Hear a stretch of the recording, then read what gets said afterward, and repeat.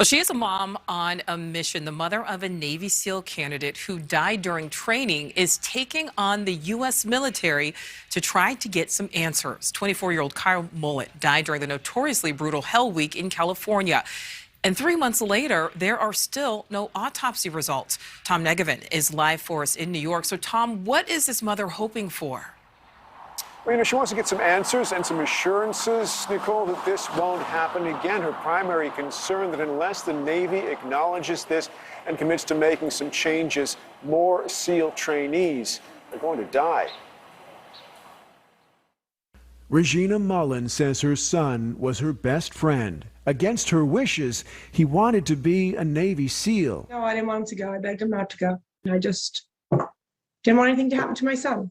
Would you call that sort of mother's intuition? Did you have some sort of premonition that? Actually, I did. I said the Navy's going to kill you before he left, and he says, "No, Mom, I'm being ridiculous." As smart as he was athletic, Kyle lettered 6 times in football and basketball at his New Jersey high school. He seemed the perfect candidate to join an elite fighting force until something went wrong. In February, at the end of the infamous Hell Week near San Diego, Regina says her son was in obvious respiratory distress and help was not being called. She's a registered nurse and convinced she knows exactly what he died from, a form of pneumonia called SIPE, caused by water buildup in the respiratory system. He was found spitting up blood and pain from breathing, could barely breathe. And they're very discouraged to call 911. He asked to lay down, and he died in a 19-year-old boy's arms. He turned blue. She says she could hear the trauma in his voice, the result, she believes, of excessive training. She says her son confided in her that fellow trainees were relying on performance-enhancing drugs to get through, that steroids were a widespread problem in the SEAL program that the Navy ignores. In response to a NewsNation request, the Naval Special Warfare Command says, in part, multiple independent investigations are ongoing into the circumstances surrounding Seaman Kyle Mullen's death. Until the investigations are complete, it is inappropriate to speculate on the cause of death or contributing factors. It's heartbreaking to hear you tell this story.